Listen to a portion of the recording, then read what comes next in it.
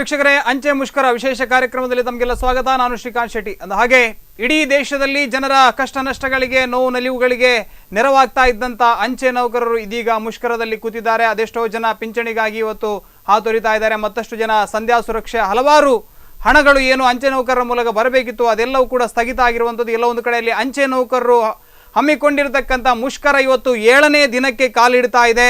ಗ್ರಾಮೀಣ ಭಾಗದ ಅಂಚೆ ಸೇವಕರನ್ನ ಕಡೆಗಣಿಸಲಾಗ್ತಾ ಇದೆ. ಅವರಿಗೆ ಸಮಾನ ವೇತನವನ್ನು ಕೊಡಲಾಗ್ತಾ ಇಲ್ಲ, ಯಾವುದೇ ಉದ್ಯೋಗದ ಭದ್ರತೆ ಕೂಡ ಇಲ್ಲ ಅನ್ನುವಂಥ ಒಂದಷ್ಟು ಬೇಡಿಕೆಗಳನ್ನು ಮುಂದಿಟ್ಟುಕೊಂಡು ಕಳೆದ 7 ದಿನಗಳಿಂದ ನಿರಂತರವಾಗಿ ಅವರು ಸತ್ಯಾಗ್ರಹವನ್ನು ಮಾಡಿಕೊಂಡು ಬಂದಿದ್ದಾರೆ. ಉಡುಪಿಯಲ್ಲಿ ಕೂಡ ಸತ್ಯಾಗ್ರಹ ನಡೀತಾ ಇದೆ. ಕರ್ನಾಟಕ ಮಾತ್ರ ಅಲ್ಲ, ಇಡೀ ದೇಶದಲ್ಲಿ ಅಂಚೆ ನೌಕರರು ಈ ರೀತಿಯ ಮುಷ್ಕರವನ್ನು ನಡೆಸ್ತಾ ಇದ್ರು ಕೂಡ ಕೇಂದ್ರದ ಸರ್ಕಾರ ಇರ್ಬೋದು, ಒಂದಷ್ಟು ರಾಜನೀತಿಯ ಸರ್ಕಾರಗಳಿರ್ಬೋದು, ಇದರ ಬಗ್ಗೆ ಯಾವುದೇ ಗಮನವನ್ನು ಹರಿಸ್ತಾ ಇಲ್ಲ. ಈ ಎಲ್ಲ ವಿಚಾರವನ್ನು ಇಟ್ಕೊಂಡು ನಾವು ಚರ್ಚೆಯನ್ನು ಮಾಡ್ತಾ ಇದ್ದೇವೆ. ನಮ್ಮೊಂದಿಗೆ ಇಬ್ಬರು ವಿಶೇಷ ಅತಿಥಿಗಳು ಈ ಸಂದರ್ಭದಲ್ಲಿದ್ದಾರೆ. ಅಖಿಲ ಭಾರತ ಗ್ರಾಮೀಣ ಅಂಚೆ ಸೇವಕರ ಸಂಘ ಇದರ ಉಡುಪಿ ಜಿಲ್ಲಾ ವಲಯದ ಅಧ್ಯಕ್ಷರಾಗಿರತಕ್ಕಂಥ ಬಸವ ಬಿಲ್ಲ ಅವರು ನಮ್ಮೊಂದಿಗಿದ್ದಾರೆ. ಅವರನ್ನ ಕಾರ್ಯಕ್ರಮಕ್ಕೆ ಸ್ವಾಗತಿಸ್ತಾ ಇದೆ. ನಮಸ್ತೆ ಸರ್. ನಮಸ್ತೆ. ಅದೇ ರೀತಿಯಾಗಿ ಸಂಘದ ಕಾರ್ಯದರ್ಶಿ ಆಗಿರತಕ್ಕಂಥ ಸಂತೋಷ್ ಮಧ್ಯಸ್ಥ ಅವರು ಕೂಡ ನಮ್ಮೊಂದಿಗಿದ್ದಾರೆ. ಅವರನ್ನ ಕೂಡ ಕಾರ್ಯಕ್ರಮಕ್ಕೆ ಸ್ವಾಗತಿಸಿದ್ದೇನೆ. ಮೊದಲನೇದಾಗಿ ನಾನು ಬಸವ ಬಿಲ್ಲ ಅವರಲ್ಲಿ ಕೇಳಬೇಕು, ನಿಮ್ಮ ಸಂಘದ ಹೆಸರೇ ಇದೆ ಅಂಚೆ ಸೇವಕರ ಸಂಘ ಅಂತ. ಸೇವಕರನ್ನ ನೌಕರರು ಮಾಡಿ ಅಂತ ಹೇಳಿಕೊಂಡು ನೀವು ಒಂದಷ್ಟು ಪ್ರತಿಭಟನೆಯನ್ನ ಮಾಡ್ತಾ ಇದ್ದೀರಿ. ನಮ್ಮನ್ನು ಕೂಡ ಕಾಯಂ ನೌಕರನಾಗಿ ತಗೊಳ್ಳಿ ಅಂತ ಹೇಳಿ ಪ್ರತಿಭಟನೆ ಮಾಡ್ತಾ ಇದ್ದೀರಿ. ಯಾವ ರೀತಿ ಪ್ರತಿಕ್ರಿಯಿಸ್ತಾ ಇದ್ದಾರೆ ಇಲ್ಲಿಯ ಸ್ಥಳೀಯ ನಾಯಕರುಗಳು ಅಥವಾ ಈ ಭಾಗದ ಸಂಸದರು? ಯಾವುದಾದ್ರೂ ಮನವಿಯನ್ನ ಮಾಡಿದ್ರೆ ನಿಮ್ಮಲ್ಲಿ, ನಿಮ್ಮ ಮುಷ್ಕರವನ್ನ ನಿಲ್ಲಿಸಿ, ನಿಮ್ಮ ಕರೆಗಳಿಗೆ ನಾವು ಹೋಗೊಟ್ಟು ಇದನ್ನ ಸರ್ಕಾರದವರೆಗೆ ತಲುಪಿಸುವಂತ ಕೆಲಸ ಮಾಡ್ತೇವೆ ಅಂತ ಏನಾದ್ರು ಹೇಳಿದ್ರ? ಫೋನಿನಲ್ಲಿ ಮಾತಾಡಿದ್ದಾರೆ. ನಮ್ಮ ಲೋಕಸಭಾ ಸದಸ್ಯರಾದ ಶೋಭಾ ಕರಂದ್ಲಾಜೆ ಅವರು ಫೋನಿನ ಮುಖಾಂತರ ಮಾತಾಡಿದ್ದಾರೆ. ನಿಮ್ಮೆಲ್ಲ ಬೇಡಿಕೆಗಳು ನ್ಯಾಯಸಮ್ಮತವಾದದ್ದು, ನಿಮ್ಮ ಬೇಡಿಕೆಯನ್ನು ನಾನು ಸ್ಪಂದಿಸ್ತೇನೆ. ನಿಮ್ಮ ಬೇಡಿಕೆಗಳನ್ನು ನಮ್ಮ ಮಂತ್ರಿಗಳಾದ ರವಿಶಂಕರ್ ಪ್ರಸಾದ್ ಹತ್ರ ಮಾತಾಡ್ತೇವೆ. ಕರ್ನಾಟಕದ ಎಲ್ಲ ಎಂಪಿಗಳು ನಾವು ಒಟ್ಟಾಗಿ ಇಂದು ಬೆಳಿಗ್ಗೆ ಮಾತಾಡ್ತೇವೆ ಅಂತ ಹೇಳಿದ್ದಾರೆ. ಆದರೆ ಈವರೆಗೂ ಆ ಮಾತಾಡಿದ ಯಾವುದೇ ಸೂಚನೆಗಳು ನಮಗೆ ಕಂಡು ಬಂದಿಲ್ಲ. ನಮ್ಮ ಕೇಂದ್ರ ಸಂಘಟನೆ ನಾಯಕರಾದ SS ಮಹಾದೇವರು, ನಮ್ಮ ಜನರಲ್ ಸೆಕ್ರೆಟರಿ, ಅವರನ್ನು ಈವರೆಗೂ ಕರೆದಿದ್ದಿಲ್ಲ. ಇವತ್ತು ಏನೋ ಲೇಬರ್ ಕಮಿಷನರಿಂದ ಮಾತುಕತೆ ಇತ್ತು, ಒಂದು ವರ್ತಮಾನ ಇತ್ತು. ಆದರೆ ಇವತ್ತು ಲೇಬರ್ ಕಮಿಷನರ್ ರಜೆ ಹಾಕಿದ್ದಾರಂತೆ ನಮಗೆ ವರ್ತಮಾನ ಇದೆ. ಆದರೆ 7 ದಿನಗಳವರೆಗೆ ನಾವು ಈ ಮುಷ್ಕರದಲ್ಲಿ ನಿರತರಾಗಿದ್ದೇವೆ.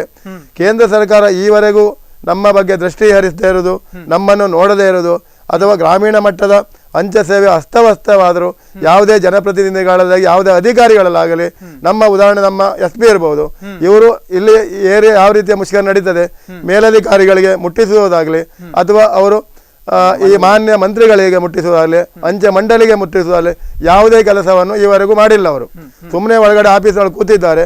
ನಾವೇನೋ ಮನವಿ ಕೊಟ್ಟದ್ದು ಅಲ್ಲೇ ಇಟ್ಟುಕೊಂಡು ಕೂತಿದ್ದಾರೆ. ಯಾವುದೇ ಮನವಿಯನ್ನು ಮೇಲ್ಗಡೆ ಕಳಿಸಿಕೊಟ್ಟಿಲ್ಲ ಅವರು.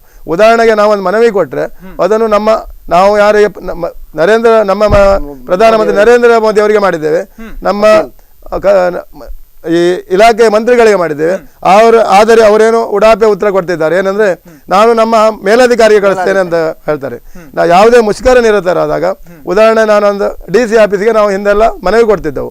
ಆದರೆ DC ಅವರು ಅವರ ಉನ್ನತ ಅಧಿಕಾರಿ ಅಥವಾ ಸೆಕ್ರೆಟರಿಯೇಟ್ ಆಫ್ ಕರ್ನಾಟಕ ಸರ್ಕಾರಕ್ಕೆ ಕಳಿಸಿದ್ರೆ ಅದು ಸರಿಯಾಗುವುದಿಲ್ಲ. ನಾವು ಕೇಂದ್ರ ಸರ್ಕಾರ ನೌಕರರು. ಆ DC ಅವರು ಅವರ ಕರ್ತವ್ಯ ಏನಂದ್ರೆ ಕೇಂದ್ರ ಮಂತ್ರಿಗಳಿಗೆ ಕಳಿಸ್ಬೇಕು, ಪ್ರಧಾನಮಂತ್ರಿಗೆ ಕಳಿಸ್ಬೇಕು. ನಮ್ಮ ಬೇಡಿಕೆ ಏನಿದೆ, ನಾವು ಯಾರ ಹತ್ರ ಬೇಡಿಕೆ ಇಟ್ಟಿದ್ದೇವೆ ಅಲ್ಲೇ ಕಳಿಸ್ಬೇಕು. ಇಷ್ಟವರೆಗೂ ನಮ್ಮ SP ಅವರು ನಿಮ್ಮ ಬೇಡಿಕೆಗಳು ಏನು ಅನ್ನೋದು ಮೊದಲನೇದಾಗಿ ನಾನು ಕೇಳಬೇಕು. ಯಾಕಂದ್ರೆ ನಿಮ್ಮನ್ನು ಕೂಡ ಎಲ್ಲರೂ ಹೊರಗೆ ನೋಡುವವರು ಹೇಳ್ತಾರೆ, ಇವರು ಕೂಡ ಕೇಂದ್ರ ನೌಕರರು, ಕೇಂದ್ರ ಸರ್ಕಾರದವರು, ಬೇರೆಯವರಿಗೆ ಗೊತ್ತಿಲ್ಲ ಇದು. ಈಗ ಉದಾಹರಣೆ ನಾನು ಹೇಳ್ತೇನೆ. ನೀವು ಗ್ರಾಮೀಣ ಅಂಚೆ ಸೇವಕರು ಅಂತ ಹೇಳಿದ್ರಿ. ಗ್ರಾಮೀಣ ಅಂಚೆ ಸೇವಕರು ನಾವು ನಾವು ಇಟ್ಕೊಂಡಂತ ನಾಮಕರಣ ಅಲ್ಲ. ಈ ಪೇ ಕಮಿಷನ್ ಅನ್ನು ಯಾರು ಪೇ ಕಮಿಷನ್ ಮಾಡ್ತಾರೆ ಅದು 6ನೇ ವೇತನ ಆಯೋಗ ಇರ್ಬೋದು, 5ನೇ ವೇತನ ಆಯೋಗ. ನಾವು ಜಸ್ಟಿಸ್ ತಲ್ವಾರ್ ಅಂತ ರಿಟೈರ್ಡ್ ಜಡ್ಜ್, ಅವರು VRA ಸಿವಿಲ್ ಸರ್ವೆಂಟ್, ಕೇಂದ್ರ ಸರ್ಕಾರದ ಪೋಸ್ಟಲ್ ಡಿಪಾರ್ಟ್ಮೆಂಟ್ ಅಲ್ಲಿ ಮಾಡುದು. ಇದು ಬ್ರಿಟಿಷರ ಬಳುವಳಿಯಾದ ಬಂದ ಡಿಪಾರ್ಟ್ಮೆಂಟ್, ಕೇಂದ್ರ ಸರ್ಕಾರದ ಈ ಪದ್ಧತಿ. ಅಲ್ಲಿ ಏನಾಗಿದೆ ಅಂದ್ರೆ, ಕೇಂದ್ರ ಸರ್ಕಾರದಲ್ಲಿ ಬ್ರಿಟಿಷರು ಬಿಟ್ಟು ಕೊಡುವಾಗ ಈ ಅಧಿಕಾರಿಗಳೆಲ್ಲ ಬ್ರಿಟಿಷರಿದ್ರು. ನಾವು ಗ್ರಾಮೀಣ ಪ್ರದೇಶದಲ್ಲಿ ಯಾವುದೋ ಬೇರೆ ಹುದ್ದೆಯಲ್ಲಿರುವ ಮಾಸ್ಟ್ರೋ ಮತ್ತೊಬ್ಬರ ಹುದ್ದೆ ಒಂದು ಎರವಲಾಗಿ ಪಡಿತಿದ್ರು. ಆದ್ರೆ ಇತ್ತೀಚಿನ ಇದು ಆಗಿಲ್ಲ. ಆ ಬ್ರಿಟಿಷರು ಏನು ಬಿಟ್ಟುಕೊಟ್ಟಿದ್ದಾರೆ, ಅವರು 100 ವರ್ಷ ಆಳಿದ್ರು. ಈಗ 68 ವರ್ಷಗಳಿಂದ ಹೆಚ್ಚು ಕಾಲ ನಮ್ಮನ್ನೇ ನಾವು ಆಳ್ಕೊಳ್ತಾ ಇದ್ದೇವೆ, ನಮ್ಮವರೇ ನಮ್ಮನ್ನು ಆಳ್ತಾರೆ. ಆದ್ರೆ ನಮ್ಮ ಅಧಿಕಾರಿಗಳು ಉದಾಹರಣೆ ಅವರಿಗೆ ತಲುಪಲೇ ಇಲ್ಲ, ರಾಜಕೀಯದವರಿಗೆ ಹೇಳಲೇ ಇಲ್ಲ ಈ ಪದ್ಧತಿ ಇದೆ. ಉದಾಹರಣೆ ಒಂದು ಹೇಳ್ತೇನೆ ನಾನು. ರಾಮಶ್ರೀನಿವಾಸ್ ಪಾಸ್ವಾನ್ ಅವರು ಸ್ವಲ್ಪ ಕಾರ್ಮಿಕರ ಪರವಾಗಿದ್ರು. ಒಂದು ನಮ್ಮ ನಿಯೋಗ ಹೋಗಿ ಮಾತಾಡಿದಾಗ ಅವರು ಕಾರ್ಮಿಕ ಸಚಿವರಾಗಿದ್ರು NDA ಸರ್ಕಾರದಲ್ಲಿ. ಸಚಿವರಾಗಿದ್ದಾಗ ನಮ್ಮ ಮೇಲೋಗಿ ಈಗ ನಮ್ಮ ಮೇಲ್ಮಟ್ಟದ ನಾಯಕರು ಹೋಗಿ ಮಾತಾಡಿದಾಗ ಇದೇನು ಇದು ಪೋಸ್ಟಲ್ ಡಿಪಾರ್ಟ್ಮೆಂಟ್ ಈ ವ್ಯವಸ್ಥೆ ಇದೆ ನನಗೆ ಗೊತ್ತೇ ಇಲ್ಲ, 24 ಗಂಟೆ ಒಳಗೆ ನಾನು ಎಲ್ಲರನ್ನೂ ಅಂಚೆ ಇಲಾಖೆ ನೌಕರನಾಗಿ ಮಾಡ್ತೇನೆ ಅಂತ ಹೇಳಿದ್ರು. ಆವಾಗ ಫೈನಾನ್ಸ್ ಮಿನಿಸ್ಟರ್ ಪ್ರಧಾನಿ ಬಿಜೆಪಿ ಅವರಿದ್ರು, ರಾಮವಿಲಾಸ್ ಪಾಸ್ವಾನ್ ಬೇರೆ ಅವರು ಒಕ್ಕೂಟ, ಹೌದು ಒಕ್ಕೂಟ ಸರ್ಕಾರದಲ್ಲಿ ಅವರು ಕಾರ್ಯನಿರ್ವಹಿಸಿದ್ರು. ಅದೇ ಒಂದು ಕೆಲವೇ ದಿನಗಳಲ್ಲಿ ಅವರನ್ನು ಎತ್ತಂಗಡಿ ಮಾಡಿದ್ರು ಈ ಇಲಾಖೆಯಿಂದ. ಅದೇ ರೀತಿ ಕಾಂಗ್ರೆಸ್ನಲ್ಲಿಯೂ ಜ್ಯೋತಿರಾಜ ಸಿಂಧ್ಯಾ ಅನ್ನುವ ಒಬ್ಬ ಯುವ ರಾಜ್ಯದ ಸಚಿವ ನಮಗಿದ್ರು. ಅವರು ನಮ್ಮ ಊರೆಲ್ಲ ತಿರುಗಿ ನೋಡಿ ಅವರು ಪ್ರತಿಯೊಬ್ಬ JDS ನೌಕರನಿಗೆ 2 ರಿಜಿಸ್ಟರ್ಡ್ ಲೆಟರ್ ಕಳಿಸಿದ್ರು. ನಿಮ್ಮ ಸ್ಥಿತಿಗತಿ ನನಗೆ ಶೋಚನೀಯ, ನೀವು ಕಾಡು ಮೇಡುಗಳಲ್ಲಿ ಅಲೆದಾಡ್ತೀರಿ, ನೀವು ತುಂಬಾ ತೊಂದರೆ ಪಡ್ತೀರಿ, ನಿಮ್ಮನ್ನು ನಾನು ಸ್ವಲ್ಪ ಏನಾದರೂ ಒಂದು ವ್ಯವಸ್ಥೆ ಒಳಗೆ ತರ್ತೇನೆ. ಇಡೀ ಜೀವನದಲ್ಲಿ ನಾನೀಗ 32 ವರ್ಷಗಳ ಸರ್ವಿಸ್ ಮಾಡಿದ್ದೇನೆ. ಯಾವುದೇ ಒಂದು ನಮ್ಮ ಖಾಲಿ ಕಲ್ಲು ಎಟ್ಟಲಿ ಮುಳ್ಳೆಟ್ಟಲಿ ಯಾವುದೇ ಒಂದು ಚಪ್ಪಲಿ ಕೊಟ್ಟದ್ದಿಲ್ಲ. ಆ ಯುವ ಮಂತ್ರಿ ಎಲ್ಲರಿಗೂ ಒಂದೊಂದು ಜೋಡಿ ಚಪ್ಪಲಿ. ಮತ್ತೆ ನಮ್ಮ ಆಫೀಸಿಗೆ ಯಾವುದೇ ಆಫೀಸ್ ಅಂದ್ರೆ ಬ್ರಾಂಚ್ ಪೋಸ್ಟ್ ಮಾಸ್ಟರ್ ಅವನ ಬಾಡಿಗೆಯನ್ನು ಅವನ ಸ್ವಂತ ಸಂಬಳದಲ್ಲಿ ಕೊಡಬೇಕು. ಇದು ಈ ದೇಶದಲ್ಲಿ ಎಲ್ಲಿಯೂ ಇಲ್ಲ. ನಾನು ನೋಡಿದಾಗ ಈ ದೇಶದಲ್ಲಿ ಅವನ ಸ್ವಂತ ಬಾಡಿಗೆಯಲ್ಲಿ ಕಟ್ಟಡದಲ್ಲಿ ಅವ ಅಂಚೆ ಕಚೇರಿ ನಡೆಸುವಂತ ಇದೊಂದು ಬಿಟ್ರೆ ಬೇರೆ ಯಾವ ಡಿಪಾರ್ಟ್ಮೆಂಟ್ ಇಲ್ಲ. ಅದೇ ಸಬ್ ಆಫೀಸ್ ಇದೆ, 8,000 ಇದೆ, ಇಲಾಖಾ ನೌಕರರಿದ್ದಾರೆ, 8,000 ಬಾಡಿಗೆಯನ್ನು ಡಿಪಾರ್ಟ್ಮೆಂಟ್ ಕೊಡ್ತದೆ. ಉದಾಹರಣೆ ನಾನು ಅಂಚೆ ಗ್ರಾಮೀಣ ಅಂಚೆ ನೌಕರ ಬಗ್ಗೆ ಇನ್ನೊಂದು ಹೇಳ್ತೇನೆ. ಈಗ ಗ್ರಾಮೀಣ ಅಂಚೆ ನೌಕರು ಉಡುಪಿ ಗೊತ್ತುಂಟು ನಿಮಗೆ. ಉಡುಪಿಯಲ್ಲಿ ಸಾಧಾರಣ ಎಷ್ಟು ಸುಮಾರು 22 ಜನ ನೌಕರರು ಉಡುಪಿ ನಗರಸಭಾ ವ್ಯಾಪ್ತಿಯಲ್ಲಿ ಕೆಲಸ ಮಾಡ್ತಾ ಇದ್ದಾರೆ. ಚಿಟ್ಪಾಡಿ ಇರ್ಬೋದು, ನಿಟ್ಟೂರು ಇರ್ಬೋದು, ಪುತ್ತೂರು ಇರ್ಬೋದು, ಹೀಗೆ ದೊಡ್ಡಣ್ಣಗುಡ್ಡ ಇರ್ಬೋದು, ಚಿವಳ್ಳಿ ಇರ್ಬೋದು, ಆದಿ ಉಡುಪಿ ಇರ್ಬೋದು. ಈ 22 ಇದ್ದಾರೆ. ಹಾಗಾದ್ರೆ ಇವರು ಗ್ರಾಮೀಣ ಹೇಗಾಗ್ತಾರೆ? ನಾನೊಂದು ಕ್ವಶನ್ ಮಾಡ್ತೇನೆ.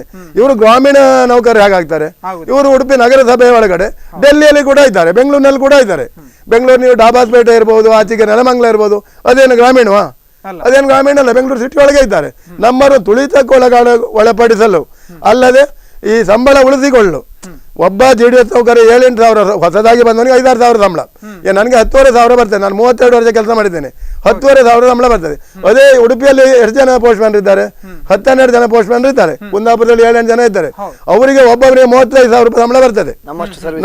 ನನ್ನಷ್ಟು ಸರ್ವಿಸ್ ಆದವನಿಗೆ. ನಮ್ಮ ಒಬ್ಬರ ಸಂಬಳದಲ್ಲಿ ಅವರ ಒಬ್ಬರ ಸಂಬಳದಲ್ಲಿ ನಾವು 3 ಜನ ಕೆಲಸ ಮಾಡಬಹುದು. ಆವಾಗ ಇವರಿಗೆ ತುಂಬಾ ಉಳಿತಾಯ ಆಗ್ತದೆ. ಉದಾಹರಣೆಗೆ ನಾವು ಕೆಲಸ ಮಾಡುವ ಏರಿಯಾ ಉಡುಪಿ ಅಷ್ಟೇ ದೊಡ್ಡದಿದೆ, ಆದ್ರೆ ನಾವು ಇಬ್ಬರು ಕೆಲಸ ಮಾಡ್ತಾರೆ JDS. ಅದು ಈಗ ಒಬ್ಬನ್ ಮಾಡ್ತೇನೆ ಅಂತೂ ಕೂಡ ನಮ್ಮ SP ಅವರು ಒಂದು ಪಣ ತೊಟ್ಟಿದ್ದಾರೆ ನಮ್ಮನ್ನು ಮೆಟ್ಲಿಗೋಸ್ಕರ. ಇದೆಲ್ಲ ತುಂಬಾ ಅಪರಾಧ. ಇಂತಹ ಅಪರಾಧ ಯಾರು ಮಾಡುವುದಿಲ್ಲ. ಈಗ ನಾನೊಂದು ಕೇಳುವಂತದ್ದು, 1983ರಲ್ಲಿ 60 ರೂಪಾಯಿಯಲ್ಲಿ ಕೆಲಸ ಮಾಡ್ತಾ ಇದ್ದವರಿಗೆ ಈಗ ಇರುವಂತದ್ದು 1,000 ರೂಪಾಯಿ ಸಂಬಳ. ಇದು ಶೃಂಗೇರಿಯ ಒಬ್ರು ಪೋಸ್ಟ್ ಮಾಸ್ಟರ್ ಹೇಳಿದಂತ ಮಾತು ಗ್ರಾಮೀಣ ಭಾಗದಲ್ಲಿ. ಆದ್ರೆ ಯಾವ ಮಟ್ಟಕ್ಕೆ ಇವತ್ತು ಕೂಡ ಆ ಸಂಬಳದಲ್ಲಿ ದಿನ ತೆಗಿಲಿಕ್ಕೆ ಸಾಧ್ಯ ಇದೆಯಾ ಅನ್ನುವಂಥದ್ದು ಅದು ನಾವು ಅವರನ್ನೇ ಕೇಳಬೇಕು. ಏನೋ ಕೊಡ್ತಾರೆ, ತುಳಿತಕ್ಕೊಳಪಡಿಸ್ತಾರೆ, ಖಂಡಿತವಾಗಿ ಸಾಧ್ಯ ಇಲ್ಲ. ಇವತ್ತು ಅವರು ತಿನ್ನುವ ಅನ್ನವೂ ಅದೇ, ಅವರು ಊಟ ಮಾಡುವ ಅಕ್ಕಿಯೂ ಅದೇ, ನಾವು ಊಟ ಮಾಡುವ ಅಕ್ಕಿ ಅದೇ, ನಮ್ಮ ಖರ್ಚು ವೆಚ್ಚಗಳು ಅಷ್ಟೇ. ಅವರ ನಾನು ಉದಾಹರಣೆ ಕೊಟ್ಟೆ, ಉಡುಪಿಯಲ್ಲಿ ಅವರದ್ದು ಎಷ್ಟು ಆಫೀಸ್ಗಳಿದೆ. ಆ ಎಲ್ಲ ಒಂದು ಪ್ರಧಾನ ಅಂಚೆ ಕಚೇರಿ ಸರ್ಕಾರಿ ಕಟ್ಟಡದಲ್ಲಿ, ಮತ್ತೆಲ್ಲ ಅಂಚೆ ಕಚೇರಿಗಳು ಅವರು 5-6 ಸಾವಿರ ರೂಪಾಯಿ ಬಾಡಿಗೆ ಕೊಡ್ತಾರೆ. ಆದ್ರೆ ಈ ನಾನು ಹೇಳಿದಂತ ಈ ಎಲ್ಲ ಅಂಚೆ ಕಚೇರಿಯಲ್ಲಿ ಈ 22 ಜನ ನಮ್ಮವರು ಕೆಲಸ ಮಾಡ್ತಾರೆ. ಅವರಿಗೆ ಯಾವುದೇ HR ಇಲ್ಲ, ಕಟ್ಟಡ ಬಾಡಿಗೆ ಇಲ್ಲ, ಅವರ ಸಂಬಳದಲ್ಲಿ ಕೊಡ್ಬೇಕು. ಇಂಥ ಅಮಾನವೀಯತೆ ನಾನು ಎಲ್ಲೂ ಈ ದೇಶದಲ್ಲಿ ನೋಡ್ಲಿಲ್ಲ. ಮತ್ತೊಂದು, ನಮ್ಮ ಬ್ರಾಂಚ್ ಪೋಸ್ಟ್ ಮಾಸ್ಟರ್ಗಳು ಅವ್ರ ಕೆಲಸದಲ್ಲಿ ವರ್ಕ್ ಲೋಡ್ ಅಂತಿದೆ. ವರ್ಕ್ ಲೋಡ್ ಮೊದಲು 100 ರೂಪಾಯಿಗೆ 1 ಪಾಯಿಂಟ್ ಇತ್ತು, ಈಗ 1,000 ರೂಪಾಯಿಗೆ, ಈಗ 20,000ಕ್ಕೆ 1 ಪಾಯಿಂಟ್ ಆಗಿದೆ. ಹಳ್ಳಿಯಲ್ಲಿ 20 ಪಟ್ಟು ಕೆಲಸ ಮಾಡಿದ್ರೆ 45 ರೂಪಾಯಿಗೆ 1 ಪಾಯಿಂಟ್ ಇತ್ತು ಸ್ಟಾಂಪ್ ಸೇಲ್ ಮಾಡಿದ್ರೆ. ಈಗ ನಾನು 900 ರೂಪಾಯಿ ಮಾಡಿದ್ದಾರೆ, 900. ಅದು ಯಾವ ಲೆಕ್ಕಾಚಾರ ನಮಗೂ ಗೊತ್ತಾಗುದಿಲ್ಲ. ಒಂದು ದಾಮಾಸೆಯಲ್ಲಿ ಇದಾಗಬೇಕು, ಯಾವುದೇ ದಾಮಾಸೆ ಅಲ್ಲ. ಇದು ವ್ಯತಿರಿಕ್ತವಾದ ಇದು ಮಾಡ್ತಾ ಇದ್ದಾರೆ. ಗದಾಪ್ರ ಒಬ್ಬ ಮನೆಗೆ 10,000 ಈ ತಿಂಗಳ ಸಂಬಳ ಬರ್ತದೆ, 10,000 ಬರ್ತದೆ ಅಂತ ಯಾವ ಗ್ಯಾರಂಟಿ ಇಲ್ಲ. ಇದು ಯಾವ ಇದರಲ್ಲಿ ನೀವು ಭದ್ರತೆ ಅಂದ್ರೆ ನೌಕರಿಯ ಭದ್ರತೆ ಇಲ್ಲ ನಿಮಗೆ ಅಂತ ಹೇಳ್ತಾ ಇದ್ರಿ. ಯಾವ ಕಾರಣಕ್ಕೆ ಹೇಳ್ತಾ ಇದ್ರಿ? ಈಗ ನಮಗೆ ನೋಡಿ, ಇವತ್ತು ಕೆಲಸಕ್ಕೆ ಬಂದಿದ್ದೇವೆ ನಾವು, ನಮಗೆ ಸಂಬಳವನ್ನ ಕೊಡುವಂಥದ್ದು ಇದೆ. ನಮಗೆ ಸೌಲಭ್ಯ ಅಂತ ಹೇಳಿದ್ರೆ ನಮಗೆ ಯಾವುದೇ ರೀತಿಯ ಒಂದು ವೈದ್ಯಕೀಯ ಸವಲತ್ತುಗಳಾಗ್ಲಿ ಅಥವಾ ಯಾವುದೂ ಇಲ್ಲ. ಕೇಂದ್ರ ಸರ್ಕಾರಿ ನೌಕರಿಗೆ ಕೊಡ್ತಕ್ಕಂಥ ಒಂದು ಕನಿಷ್ಠವಾಗಿರ್ತ ಮಕ್ಕಳಿಗೆ ಒಂದು ಎಜುಕೇಶನ್ ಕೂಡ ಒಂದು ಹಣವನ್ನು ಕೊಡ್ತಾ ಇಲ್ಲ. ನಮ್ಮನ್ನ ದುಡಿಸ್ಕೊಳ್ತಾರೆ ಎಲ್ಲಿವರೆಗೆ ಅಂತ ಹೇಳಿದ್ರೆ 3 ರಿಂದ 5 ಗಂಟೆ ಅಂತ ಹೇಳಿ ದುಡಿಸ್ಕೊಳ್ತಾ ಇದ್ದಾರೆ. ಆದ್ರೆ ನಾವು ಕೆಲಸವನ್ನ ಅದಕ್ಕೂ ಜಾಸ್ತಿ ಮಾಡ್ತೇವೆ, 7-8 ಗಂಟೆ ತನಕ ಕೆಲಸ ಮಾಡ್ತಾ ಇದ್ದೇವೆ. ಆದ್ರೆ ಅದು ಯಾವುದು ಕೂಡ ಇವರಿಗೆ ಪರಿಗಣನೆಗಿಲ್ಲ. ಇವನಿಗೆ 5 ಗಂಟೆ ಮಾತ್ರ ಕೆಲಸ, ಅದು ಬೈ ಫುಟ್. ಅವರ ಆರ್ಡರ್ ಏನಂತ ಹೇಳಿದ್ರೆ ಬೈಸಿಕಲ್ ನಲ್ಲಿ ಹೋಗುದಲ್ಲ, ನಡ್ಕೊಂಡು ಬಟ್ಟುವಡೆ ಮಾಡುವಂಥದ್ದು. 24 ಕಿಲೋಮೀಟರ್ 25 ಕಿಲೋಮೀಟರ್ ವ್ಯಾಪ್ತಿಯನ್ನ ನಾವು ನಡ್ಕೊಂಡು ಬಟವಾಡೆ ಮಾಡಬೇಕು ಅನ್ನುವಂತ ಒಂದು ಅವೈಜ್ಞಾನಿಕ ಭದ್ರತೆ ಬಗ್ಗೆ ನಾನು ಶಬ್ದ ಹೇಳ್ತೇನೆ. ಅವರು ರೂಲ್ ಅನ್ನೇ ತಿದ್ದುಪಡಿ ಮಾಡಿದೆ. ನಾನು ಈಗ ರೂಲ್ ಬುಕ್ ತರಲಿಲ್ಲ, ನಮ್ಮ ರೂಲ್ ಬುಕ್ಕಿಗೆ ಬೇಡಿ ಹಾಕಿದ್ದಾರೆ. ನಮ್ಮ ಪೋಸ್ಟಲ್ ಬೋರ್ಡ್ ಈಗ ಯಾವುದೇ ಸರ್ಕಾರಿ ನೌಕರ ಇದು ಯಾವುದೇ ಸರ್ಕಾರ ಇರಬಹುದು, ಆ ಸರ್ಕಾರ ರೂಲ್ ಮಾಡಬೇಕು. ಮಾಡುವುದು ಕಾನೂನು ಮಾಡುವುದು ಯಾರು? ಸಂಸತ್ ಅಥವಾ ವಿಧಾನಸಭೆಯಲ್ಲಿ ವಿಧಾನ ಪರಿಷತ್. ಕರೆ ಬಂದಿದೆ, ಕರೆಯನ್ನು ಸ್ವೀಕರಿಸೋಣ. ಹಲೋ ಹಲೋ, ನಮಸ್ತೆ ಸರ್. ಎಲ್ಲಿಂದ ಕರೆ ಮಾಡ್ತಾ ಇದ್ರಿ? ತಮ್ಮ ಹೆಸರೇಗೆ? ಸುಧೀರ್ ಅಂತ ಹರಡಿಂದ ಮಾತಾಡ್ತಿದ್ದೇನೆ. ಎಸ್, ಹೇಳಿ. ಅಂಚೆ ನೌಕರರ ಮುಷ್ಕರ 7ನೇ ದಿನಕ್ಕೆ ಕಾಲಿಡ್ತಾ ಇದೆ. ಈ ಬಗ್ಗೆ ತಮ್ಮ ಅಭಿಪ್ರಾಯ ಏನು? ಹೌದು, ನಾವು ಬಹಳ ಬೇಸರ ಆಯ್ತು. ನಾವು ಡಿಪಾರ್ಟ್ಮೆಂಟ್ ಅಂತ ಎಣಿಸ್ಕೊಂಡಿದ್ದು, ಆದ್ರೆ ಇವತ್ತಿನ ಅವರೆಲ್ಲ ಡಿಪಾರ್ಟ್ಮೆಂಟ್ ಸಂಬಳ ಜಾಸ್ತಿ ಇದೆ ಎಣಿಸ್ಕೊಂಡಿದ್ದು. ಆದ್ರೆ ಅವರ ಪರಿಸ್ಥಿತಿಗಳಿಗೆ ಬಹಳ ಬೇಸರ ಆಯ್ತು. ನಮ್ಮ ಮನೆಗೆ ಬರ್ಬೇಕಿದ್ರೆ ಸಂದೇಶ ವರ್ಷ ಬರ್ತಾ ಇಲ್ಲ. ಹೌದು ಹೌದು, ಸಂಧ್ಯಾ ಸುರಕ್ಷಾ ಬರ್ತಾ ಇಲ್ಲ, ಪೆನ್ಷನ್ ಹಣ ಬರ್ತಾ ಇಲ್ಲ, ಇನ್ನು ಕೆಲವರು ಉದ್ಯೋಗಕ್ಕಾಗಿ ಹಾಕಿದಂತ ಕಾಪಿಗಳು ಬರ್ತಾ ಇಲ್ಲ. ಎಲ್ಲವೂ ಕೆಲವೊಂದು ಕಡೆ ಅಸ್ತವ್ಯಸ್ತ ಆಗಿದೆ. ಆದ್ರೆ ಯಾವುದೇ ಜನಪ್ರತಿನಿಧಿಗಳು ಕೂಡ ಅವರ ಕಡೆ ತಲೆ ಹಾಕ್ತಾ ಇಲ್ಲ. ಬಹಳ ಬೇಸರದ ಸಂಗತಿ. ಇಂಥ ಪರಿಸ್ಥಿತಿ ನಮ್ಮ ದೇಶದಲ್ಲಿ ಬರಬಾರದು. ಎಸ್, ಓಕೆ, ಧನ್ಯವಾದಗಳು ಸುಧೀರ್ ಅವರು, ಧನ್ಯವಾದಗಳು. ಏನು ಹೇಳ್ತಾ ಇದ್ರಿ, ಮುಂದುವರಿಸಿ. ಈಗ ನಮ್ಮ ಅವರಿಗೆಲ್ಲ ಒಂದು ಕಾನೂನು ಅಂದ್ರೆ ಯಾವುದೇ ಒಂದು ಅಪಾಯಿಂಟ್ಮೆಂಟ್ ಅಲ್ಲಿ ಒಂದು ರೂಲ್ಸ್ ಅಂಡ್ ರೆಗ್ಯುಲೇಷನ್ ಅಂತ ಇರ್ತದೆ. ಸಿವಿಲ್ ಸರ್ವೆಂಟ್ ಆದ್ರೆ ಯಾವ ರೀತಿ ಇರಬೇಕು, ಹೇಗೆ 2 ವರ್ಷ ಪ್ರಿಪರೇಷನ್ ಪೀರಿಯಡ್, ಸಂಬಳ ಎಲ್ಲ ಸರಿಯಾಗಿ ಕೊಡ್ತಾರೆ, ಅದ್ರ ಪ್ರಕಾರ ಮತ್ತೆ ಮುಂದುವರ್ಕೊಂಡು. ನಮ್ಮಲ್ಲಿ ಆಗಲ್ಲ. ಮೊದಲು ಇಡಿ ಅಂತಿತ್ತು, ಅದನ್ನ GDS contract and employment rules, engagement rules. ಮೊದಲು ಎಂಪ್ಲಾಯ್ಮೆಂಟ್ ಇದು ಎಂಗೇಜ್ಮೆಂಟ್ ಮಾಡಿದ್ದಾರೆ. ಈ ಎಂಗೇಜ್ಮೆಂಟಿನ ಅರ್ಥ ಏನು? ಒಬ್ಬ ನೌಕರನು ಇಲಾಖೆ ತೆಗೆದುಕೊಳ್ಳುವಾಗ ಎಂಗೇಜ್ಮೆಂಟಿನ ಅರ್ಥ ಏನು? ಅದು ತಪ್ಪು. ಏನು ನಮಗೋಸ್ಕರ ಮಾಡಿದ್ದು? ಇದು ಬರ್ದಿದ್ದು ಯಾರು? DG post. ಯಾವುದೇ ಸಂವಿಧಾನಬದ್ಧವಾದ ಯಾವುದೇ ಪಾರ್ಲಿಮೆಂಟ್ ಮಾತಾಡಲ್ಲ. ಇದು ಅವರಿಗೆ ಗೊತ್ತಿಲ್ಲ. ಉದಾಹರಣೆ ನಾನು ಹಿಂದೊಂದು ಹೇಳಿದೆ, ಜಸ್ಟಿಸ್ ತಲ್ವಾರ್ ಅಂತೇಳಿ. ಜಸ್ಟಿಸ್ ತಲ್ವಾರ್ ಅವರು 5ನೇ ವೇತನ ಆಗದಲ್ಲಿ ಈ ಗ್ರಾಮೀಣ ಅಂಚೆ ನೌಕರರಿಗೆ ಮೊದಲು ಇಡಿ ಅಂದಿತ್ತು, ಎಕ್ಸ್ಟ್ರಾ ಡಿಪಾರ್ಟ್ಮೆಂಟ್. ಗ್ರಾಮೀಣ ಅಂಚೆ ನೌಕರರಿಗೆ ಸ್ವಲ್ಪ ನ್ಯಾಯವಾಗಿ ರಿಪೋರ್ಟ್ ಕೊಟ್ಟವರು ಜಸ್ಟಿಸ್ ತಲ್ವಾರ್. ಜಸ್ಟಿಸ್ ತಲ್ವಾರ್ ಅಂದ್ರೆ ಒಬ್ರು ನ್ಯಾಯವಾದಿ. ಅವರಿಗೆ ನಮ್ಮ ಮಹಾ ಸೆಕ್ರೆಟರಿ ಅವರು, ಜನರಲ್ ಸೆಕ್ರೆಟರಿ ಅವರು ಸರಿಯಾದ ಮಾಹಿತಿ ಕೊಟ್ಟಿದ್ದಾರೆ. ಆ ಮಾಹಿತಿಗೆ ಸರಿಯಾಗಿ ಅವರು ಅಲ್ಲಿ ಸರ್ಕಾರದೊಂದಿಗೆ ಇದು ಮಾಡಿ ಎಲ್ಲ ಸಂಘ ಸಂಸ್ಥೆಗಳನ್ನು ಸೇರಿಸಿ ಇಡೀ ದೇಶ ತಿರುಗಿ ಒಬ್ಬ ರಿಪೋರ್ಟ್ ಕೊಡಬೇಕಾದ್ರೆ ಇಡೀ ಆಲ್ ಇಂಡಿಯಾವನ್ನು ತಿರುಗಿ ಎಲ್ಲರಿಂದಲೂ ಸ್ಪಂದಿಸಿ, ನಿಮ್ಮ ಪಬ್ಲಿಕ್ ಇಂದ, ಬೇರೆ ಬೇರೆ ಕಡೆಯಿಂದ, ಮಾಧ್ಯಮಗಳಿಂದ ಎಲ್ಲ ತೆಗೆದುಕೊಂಡು ಅವರು ಗ್ರಾಮೀಣ ಅಂಚೆ ನೌಕರರು ಕೂಡ ಸಿವಿಲ್ ಸರ್ವೆಂಟ್. ಅದು ಸುಪ್ರೀಂ ಕೋರ್ಟ್ ಆರ್ಡರ್ ಕೂಡ ಇದೆ ಹಿಂದೆ. ಆ ರೀತಿ ರಿಪೋರ್ಟ್ ಕೊಟ್ಟಿದ್ದಾರೆ. ಆ ರಿಪೋರ್ಟ್ ಮಾನ್ಯ ಮಾಡಲಿಲ್ಲ. ತಲ್ವಾರ್ ಅವರು ಒಂದು ವೇತನ ಆಯೋಗದಲ್ಲಿ ಒಳ್ಳೆ ಇದನ್ನು ಕೊಟ್ಟಿದ್ದಾರೆ, ಆದ್ರೆ ಅದನ್ನ ಇಂಪ್ಲಿಮೆಂಟೇಷನ್ ಇವತ್ತಿನವರೆಗೆ ಆಗಿಲ್ಲ ಅನ್ನುವಂಥದ್ದು. ಎಸ್, ಒಂದು ಕರೆ ಇದೆ, ಕರೆಯನ್ನು ಸ್ವೀಕರಿಸೋಣ. ಹಲೋ, ನಮಸ್ತೆ ಸರ್. ಎಲ್ಲಿಂದ ಕರೆ ಮಾಡ್ತಾ ಇದ್ರಿ? ತಮ್ಮ ಹೆಸರೇಗೆ? ನಂದು ನವೀನ್ ಕುಮಾರ್ ಅಂತ. ನವೀನ್ ಅವರೇ, ಹೇಳಿ.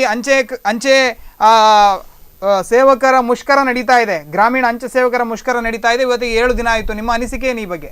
ಸರ್, ಇದು ಅಂಚೆ ಸೇವೆ ಮುಷ್ಕರವೋ ಗ್ರಾಮೀಣ ನೌಕರರ ಮುಷ್ಕರ ಗೊತ್ತಾಗ್ತಾ ಇಲ್ಲ. ಇವತ್ತು ನೋಡಿ, ಇವತ್ತು ಅಂಚೆ ಸೇವೆ ಅಂತ ಪಟ್ಟಣ ಪ್ರದೇಶಗಳಿಗೆ ಮಾತ್ರ ಸೀಮಿತ ಆಗಿದೆ ಅದು. ಇವತ್ತು ನಾವೆಲ್ಲಿದ್ದೀವಿ?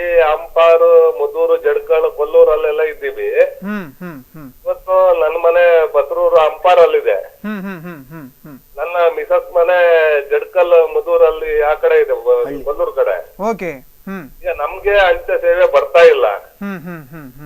ಇವತ್ತಿನ ದಿವಸ ನಮ್ ಸರ್ಕಾರ ಹೇಳ್ತಾ ಇದೆ ಗ್ರಾಮೀಣ ಜನರೇ ನಮ್ಗೆ ಅಂತ. ಆದ್ರೆ ಗ್ರಾಮೀಣ ಜನರಿಗೆ ಒಂದು ಪತ್ರ ಸಿಗ್ತಾ ಇಲ್ಲ ಇವತ್ತು. ಮತ್ತೇನೋ ನನ್ನ ಒಬ್ಬರು ಸದ್ಯಕ್ಕೆ ಒಂದು ಸ್ಪೀಡ್ ಪೋಸ್ಟ್ ಬಂದಿದೆ ಬತ್ರೂರಲ್ಲಿ. ಎಲ್ಲಾ ಕಡೆ ಇದಾಗ್ಬಿಟ್ಟಿದೆ. ಇದಕ್ಕೆ ಏನು ಕಾರಣ ಏನು? ಇದಕ್ಕೆ ಏನ್ ಸರ್, ಏನಂತ ಹೇಳ್ತೀರ ತಾವು? ಎಸ್ ಎಸ್, ಓಕೆ, ಧನ್ಯವಾದಗಳು ಸರ್. ಇದರ ಬಗ್ಗೆ ನಾವು ಚರ್ಚೆಯನ್ನು ಮಾಡ್ತಾ ಇದ್ವಿ. ಅವ್ರು ಹೇಳ್ತಾ ಇದ್ದಾರೆ ಎಲ್ಲಾ ಸೇವೆಗಳು ಸ್ಥಗಿತ ಆಗಿದೆ. ಯಾವ ಭಾಗದಲ್ಲಿ ಕೂಡ ಇವತ್ತು ಸ್ಪೀಡ್ ಪೋಸ್ಟ್ಗಳಿರ್ಬೋದು ಯಾವುದು ಕೂಡ ಮುಟ್ತಾ ಇಲ್ಲ. ಬಹಳ ಮುಖ್ಯವಾಗಿ ಬ್ರಿಟಿಷರ ಕಾಲದಿಂದ ಕೂಡ ಅತ್ಯಂತ ಶಿಸ್ತಿನ ಮತ್ತು ಅತ್ಯಂತ ಪ್ರಾಮಾಣಿಕವಾದಂತಹ ಇಲಾಖೆ ಯಾವುದು ಕೇಳಿದ್ರೆ ಅದು ಅಂಚೆ ಇಲಾಖೆ ಅಂತ ಬ್ರಿಟಿಷರ ಬಳುವಳಿಯಾಗಿ ನಾವಿದ್ದೇವೆ ಈಗ ಅಷ್ಟೇ. ಹೌದು, ಅತ್ಯಂತ ವ್ಯವಸ್ಥಿತವಾದಂತ ಒಂದು ಇಲಾಖೆ. ಆದ್ರೆ ಈ ಇಲಾಖೆಯಲ್ಲಿ ಇಷ್ಟು ದೊಡ್ಡ ಒಂದು ಲೋಪದೋಷಗಳು ಇದೆ ಅನ್ನುವಂಥದ್ದು ಜನರಿಗೆ ಇವತ್ತಿನವರೆಗೆ ಗೊತ್ತಿರಲಿಲ್ಲ. ಗ್ರಾಮೀಣ ಭಾಗದ ಅಂಚೆ ಸೇವಕರನ್ನ ಕಡೆಗಣಿಸಲಾಗ್ತಾ ಇದೆ. ಅವರಿಗೆ ಕನಿಷ್ಠ ವೇತನವನ್ನ ಕೂಡ ಕೊಡಲಾಗ್ತಾ ಇಲ್ಲ. ವೇತನದಲ್ಲಿ ಭದ್ರತೆ ಇಲ್ಲ. ಬಹಳ ಮುಖ್ಯವಾಗಿ ಅವರು ಕಾಲಲ್ಲೇ ನಡೆದುಕೊಂಡು ಅವರ ಎಲ್ಲಾ ವ್ಯಾಪ್ತಿಯನ್ನ ಪೂರೈಸಬೇಕು ಅನ್ನುವಂಥ ಕಟ್ಟುಪಾಡಿದೆ. ಅವರು ದಿನಕ್ಕೆ 50 ಕಾಗದ ಬಂದರೂ ಕೂಡ ಒಂದೇ ದಿನದಲ್ಲಿ ಅದನ್ನ ಬಟವಾಡೆ ಮಾಡಿ ಮುಗಿಸಬೇಕು ಮಾಡಲೇಬೇಕಂತ ಇದಿದೆ. ಹೌದು. ಆದ್ರೆ ಅದು ಹೇಗೆ ಸಾಧ್ಯ? ಈ ಎಲ್ಲ ಪ್ರಶ್ನೆಗಳನ್ನು ಇಟ್ಟುಕೊಂಡು ಅವರು ಪ್ರತಿಭಟನೆಯನ್ನ ಮಾಡ್ತಾ ಇದ್ದಾರೆ. ಇವತ್ತಿಗೆ 7 ದಿನ ಕಳೆದು ಹೋಗಿದೆ. ಒಂದೆರಡು ರಾಜಕೀಯ ಪಕ್ಷದ ಮುಖಂಡರುಗಳು ಮೊಸಳೆ ಕಣ್ಣೀರು ಸುರಿಸ್ತಾ ಅಲ್ಲಿಗೆ ಬಂದು ಹೋಗಿದ್ದಾರೆ ಬಿಟ್ರೆ ಇವತ್ತಿನವರೆಗೆ ಯಾರಿಗೆ ಆ ಸುದ್ದಿಯನ್ನು ತಲುಪಿಸಬೇಕಿತ್ತೋ ಅವರಿಗೆ ತಲುಪಲಿಲ್ಲ ಅನ್ನುವಂಥದ್ದು, ಸರ್ಕಾರದ ಯಾವುದೇ ಇಲಾಖೆಗಳು ಕೂಡ ಅವರಿಗೆ ಸ್ಪಂದಿಸ್ತಾ ಇಲ್ಲ ಅನ್ನುವಂಥದ್ದು. ಈ ಬಗ್ಗೆ ನಾವು ಚರ್ಚೆಯನ್ನು ಮಾಡ್ತಾ ಇದ್ದೇವೆ. ತಾವು ಕೂಡ ಕರೆಯನ್ನು ಮಾಡಬಹುದು, ತಮ್ಮ ಅನಿಸಿಕೆಗಳನ್ನು ಹಂಚಿಕೊಳ್ಬಹುದು. ಒಂದು ಕರೆ ಇದೆ, ಕರೆಯನ್ನ ಸ್ವೀಕರಿಸ್ತಾ ಇದ್ದೇನೆ. ಹಲೋ ಹಲೋ, ನಮಸ್ತೆ. ನಮಸ್ತೆ ಸರ್. ಎಲ್ಲಿಂದ ಕರೆ ಮಾಡ್ತಾ ಇದ್ದೀರಿ? ತಮ್ಮ ಹೆಸರು ಹೇಗೆ? ನಾನು ರವಿ ಶೆಟ್ಟಿ ಅಂದ್ಬಿಟ್ಟು ಕರ್ನಾಟಕ ಕಾರ್ಮಿಕ ವೇದಿಕೆ ಉಡುಪಿ ಜಿಲ್ಲಾಧ್ಯಕ್ಷ ಮಾತಾಡ್ತಿರೋದು. ಸರ್, ಇಲ್ಲಿ ಕಾರ್ಮಿಕ ಇಲಾಖೆಯಿಂದ ಮಾತಾಡ್ತಾ ಇದ್ದೀರಿ. ಏನ್ ಅನಿಸ್ತಾ ಇದೆ ಇಲ್ಲಿ ಕಾರ್ಮಿಕರ ಈ ಒಂದು ದುಸ್ಥಿತಿಯನ್ನ ಕಂಡು? ಅಯ್ಯೋ, ತುಂಬಾ ಬೇಜಾರಾಗ್ತಾ ಇದೆ. ಯಾಕೆ ಅಂತ ಹೇಳಿದ್ರೆ ನಾನು ಅವರಿಗೆ ಬೆಂಬಲ ಸೂಚಿಸಲಿಕ್ಕಾಗಿ ನಾನು ಹೋಗಿದ್ದೇನೆ. ನಿನ್ನೆ ಬಂದಿದ್ದಾರೆ. ಕಾರ್ಮಿಕರನ್ನ ಎಷ್ಟು ಕೆಟ್ಟದಾಗಿ ನಡೆಸ್ಕೊತಾ ಇದ್ದಾರೆ ಅಂತ ಹೇಳಿದ್ರೆ ಅವ್ರಿಗೆ ಒಂದು ಮೇಲ್ಗಡೆ ಸೂರು ಕೂಡ ನಿರ್ಮಾಣ ಮಾಡ್ಕೊಟ್ಟಿಲ್ಲ, ಅಟ್ಲೀಸ್ಟ್ ಒಂದು ಶಾನೆಯನ್ನು ಕೂಡ ಹಾಕ್ಸುವಂತ ಒಂದು ಸೌಜನ್ಯಕ್ಕೆ ಬಂದಿಲ್ಲ. ನಮ್ಮ ಕಾರ್ಮಿಕರನ್ನ ಎಷ್ಟು ಹೀನಾಯವಾಗಿ ನಡೆಸ್ಕೊತಾ ಇದ್ದಾರೆ ಅಂದ್ರೆ ಇವ್ರೆ. ಯಾಕಂದ್ರೆ ನೀವು ವಾಹಿನಿಯವರು ಇಂದನೇ ಸ್ವಲ್ಪ ನಮ್ಮ ಕಾರ್ಮಿಕರಿಗೆ ಇಂಥವ್ರಿಗೆ ಒಂದು ಸ್ವಲ್ಪ ಮಟ್ಟಿಗಾದ್ರೂ ನ್ಯಾಯ ಸಿಗ್ತಾ ಇರೋದು ನಿಮ್ಮಂತವರಿಂದ. ಆದ್ರೆ ಅವ್ರನ್ನ ಎಷ್ಟು ಕೀಳು ಮಟ್ಟಕ್ಕೆ ನಡೆಸ್ಕೊತಾ ಇದ್ದಾರೆ ಅಂತ ಹೇಳಿದ್ರೆ ನಾನು ಹೇಳಿ ಬಂದಿದ್ದೇನೆ, ಅಲ್ಲಿ ಕಡಾಖಂಡಿತವಾಗಿ ತಿಳಿಸಿ ಬಂದಿದ್ದೇನೆ. ಅವ್ರಿಗೆ ಏನಾದ್ರು ಮಾಡಿ ಅಂತ ಹೇಳ್ಬಿಟ್ಟು. ಆದ್ರೆ 2 ದಿನ 5ನೇ ದಿನಕ್ಕೆ ಕಾಲಿಟ್ರು ಅವರಿಗೆ ಸರಿಯಾದ ಒಂದು ನ್ಯಾಯ ಕೊಡುತ್ತಾ ಇಲ್ಲಿ ಅಟ್ಲೀಸ್ಟ್ ಒಂದು ಲೋಟ ನೀರು ಕೊಡುವಂತ ಒಂದು ಸೌಜನ್ಯವನ್ನು ತೋರಿಸ್ತಾ ಇಲ್ಲ ಅಲ್ಲಿ ದೌರ್ಭಾಗ್ಯಗಳು. ಹೌದು, ಅಲ್ಲಿ ನಾವು ಮುಷ್ಕರ ನಿರತರಲ್ಲಿ ಕಾಣಬಹುದು ಬಹಳಷ್ಟು ಹಿರಿತಲೆಗಳ ಇರುವಂತದ್ದು. ಪಾಪ ಈ ಬಿಸಿಲಿನಲ್ಲಿ ಈ ಬೇಗೆಯಲ್ಲಿ ಕೂತ್ಕೊಂಡು ಪ್ರತಿಭಟನೆ ಮಾಡ್ತಾ ಇದ್ರು ಕೂಡ ಒಂದಷ್ಟು ಕರುಣೆ ಇಲ್ಲ ನಮ್ಮ ಜನಪ್ರತಿನಿಧಿಗಳಿಗೆ ಅನ್ನುವಂಥದ್ದು. ನಾನು ಹೋದ ಜಾಗದಲ್ಲಿ ಅಲ್ಲಿ ವಯಸ್ಸಾದವರು ನಿಂತ್ಕೊಂಡಿದ್ದಾರೆ. ಅವರ ಸ್ಥಿತಿ ಹೇಳ್ತಿ ಇರುದು. ಯಾಕಂದ್ರೆ ನಾವಲ್ಲಿ ಹೋಗಿ ನಿಂತ್ಕೊಂಡು 10 ನಿಮಿಷ ನಿಲ್ಲಕ್ಕೆ ನಮ್ಗೆ ಅಷ್ಟೊಂದು ಸಂಕಟ ಆಗ್ತಾ ಇತ್ತು. ಅಷ್ಟು ಬಿಸಿಲಲ್ಲಿ ವಯಸ್ಸಾದವ್ರನ್ನ ನಿಲ್ಸಿದ್ದಾರೆ. ಇವ್ರಿಗೆ ಏನಾದ್ರು ಸ್ವಲ್ಪ ಆದ್ರೂ ಕರುಣೆ ಇದೆಯಾ ಸ್ವಾಮಿ? ನಾವ್ ಎಲ್ಲಿದ್ದೇವೆ? ನಾವು ಕರ್ನಾಟಕದಲ್ಲಿದ್ದೀವ ಅಥವಾ ಇಂಡಿಯಾದಲ್ಲಿದ್ದೀವ ಅಥವಾ ಕರ್ನಾಟಕದಲ್ಲಿದ್ದೀವಿ, ಉಡುಪಿಲಿದ್ದೀವ ಅನ್ನೋದನ್ನ ಮರಿಬೇಕಾಗ್ತದೆ. ಒಂದು ದೌರ್ಭಾಗ್ಯ ಸ್ಥಿತಿಗೆ ತಂದಿದ್ದಾರೆ ಇವರು. ಇವರನ್ನ ಇವತ್ತು ಅಷ್ಟು ಅವ್ರು ಕೇಳ್ತಾ ಇರೋದು ಏನ್ ಕೇಳ್ತಾ ಇದ್ದಾರೆ ಸರ್? ಇವ್ರೇನಾದ್ರು ಅರಮನೆ ಬೇಕು ಅಂತ ಕೇಳ್ತಾ ಇದ್ದಾರಾ? ಏನ್ ಕೇಳ್ತಾ ಇದ್ದಾರೆ? ಸಾಮಾನ್ಯ ಮೂಲಭೂತ ಸೌಕರ್ಯ ಕೇಳ್ತಾ ಇದ್ದಾರೆ. ಅಷ್ಟನ್ನು ಕೊಡ್ಲಿಕ್ಕೆ ಹಿಂದೆ ಮುಂದೆ ನೋಡ್ತಾ ಇದ್ದಾರಲ್ಲ ಇವರು. ಎಲ್ಲೆಲ್ಲೋ ಯಾವುದೋ ಒಂದು ಹಗರಣಗಳ ತನಿಖೆ ನಡೆಸ್ಲಿಕ್ಕೆ ಹೋಗ್ತಾ ಇದೆ ಹಣ. ಇದ್ರ ಬಗ್ಗೆ ಕರ್ನಾಟಕ ಕಾರ್ಮಿಕ ವೇದಿಕೆ ಇದ್ರ ಬಗ್ಗೆ ನಾವು ಅವರಿಗೆ ಒಂದು ಲೆಟರ್ ಅಲ್ಲಿ ಇದು ಕೊಟ್ಟಿದ್ದೇವೆ, ನಾವು ಬೆಂಬಲ ಸೂಚಿಸಿದ್ದೇವೆ. ನಮ್ಮ ಕಡೆಯಿಂದ ನಾವು ಅಧಿಕೃತವಾಗಿ ಅವರಿಗೆ ಬೆಂಬಲ ಸೂಚಿಸಿದ್ದೇವೆ. ಅದಲ್ಲದೆ ನಾವು ಇವರಿಗೆ ಮಾನ್ಯ ಶೋಭಾ ಕರಂದ್ಲಾಜೆ ಅವರಿಗೆ ಕೂಡ ನಾವು ಮಾಹಿತಿಯನ್ನು ಕೊಡ್ತಾ ಇದ್ದೇವೆ, ಅವರ ಸಮಸ್ಯೆಯನ್ನು ಬಗೆಹರಿಸಿ ಅಂತ ಹೇಳ್ಬಿಟ್ಟು. ಓಕೆ, ಧನ್ಯವಾದಗಳು ಸರ್. ನಿಮ್ಮ ಕರೆಗೆ ಅವರು ಎಷ್ಟು ಹೋಗೊಡ್ತಾರೆ ಅನ್ನೋದನ್ನ ನಾವು ಗಮನಿಸೋಣ. ನಿಮ್ಮ ಪ್ರಯತ್ನದಿಂದ ಆದರೂ ಒಂದಷ್ಟು ನ್ಯಾಯ ಒದಗಿಸುವಂತ ಪ್ರಯತ್ನ ಆಗಲಿ ಅಂತ ಹೇಳ್ತಾ ಬಹಳ ಪ್ರಮುಖವಾಗಿ ಒಂದು ಸಣ್ಣ ವಿರಾಮವನ್ನು ತೆಗೆದುಕೊಳ್ಳಬೇಕು. ವೀಕ್ಷಕರ, ವಿರಾಮದ ಬಳಿಕ ನಾವು ಸಂಸದರನ್ನ ಸಂಪರ್ಕಿಸುವಂತ ಪ್ರಯತ್ನವನ್ನು ಮಾಡ್ತಾ ಇದ್ದೇವೆ, ಆದರೆ ಅವರು ಸಂಪರ್ಕಕ್ಕೆ ಸಿಗ್ತಾ ಇಲ್ಲ. ಬಹಳ ಪ್ರಮುಖವಾಗಿ ಇವತ್ತು ಕೇಂದ್ರ ಸರ್ಕಾರದ ನೌಕರರು ಸಮಸ್ಯೆ ಇರುವಂಥದ್ದು. ಇವರ ಈ ಒಂದು ಮನವಿ ಏನಿದೆ, ಈ ಮನವಿಯನ್ನು ಪ್ರಧಾನಮಂತ್ರಿಗಳಿರ್ಬೋದು ಅಥವಾ ಈ ಸಂಬಂಧಪಟ್ಟಂಥ ಇಲಾಖೆಗೆ ಮುಟ್ಟಿಸುವಂಥ ಕೆಲಸವನ್ನು ಈ ಭಾಗದ ಅಧಿಕಾರಿಗಳು ಮತ್ತು ಈ ಭಾಗದ ಜನಪ್ರತಿನಿಧಿಗಳು ಮಾಡಬೇಕಾಗಿದೆ. ಖಂಡಿತವಾಗಿ ಕೂಡ ಅವರು ಇವರ ಮನವಿಗೆ ಸ್ಪಂದಿಸ್ತಾರೆ ಅನ್ನುವಂಥ ನಿರೀಕ್ಷೆ ಇದೆ. ಈಗ ಸಣ್ಣ ವಿರಾಮವನ್ನು ತೆಗೆದುಕೊಳ್ತಾ ಇದ್ದೇನೆ. ವಿರಾಮದ ಬಳಿಕ ಕಾರ್ಯಕ್ರಮ ಮತ್ತೆ ಮುಂದುವರಿಯುತ್ತೆ.